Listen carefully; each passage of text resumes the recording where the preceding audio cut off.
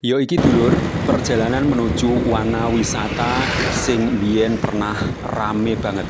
Yo iku wana wisata Sumber Semen Sale Rembang, Jawa Tengah. Nah, iki wis nyampe Desa Taunan. Jadi sedilok maneh wis nyampe lokasi wana wisata Sumber Semen. Iki perempatan utawa bunderan Desa Taunan sing akeh truk-truk pengangkut batu kapur. Saka kene iki njukuk sing arah nganan dulur menuju lokasi wisata.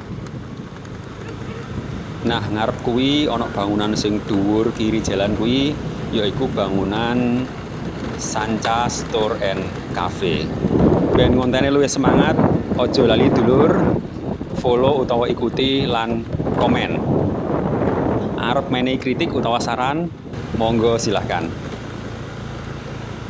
Nah, iki wis nyampe lokasi wana wisata Sumber Semen Sale Rembang, Jawa Tengah dulur. Nah, iki kondisi dalane kaya ngene iki dulur, rondo rusak.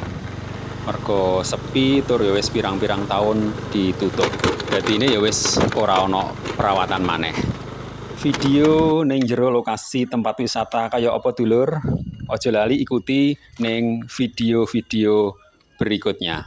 Nah, iki papan nama wisata sing relieve alam wisata hutan.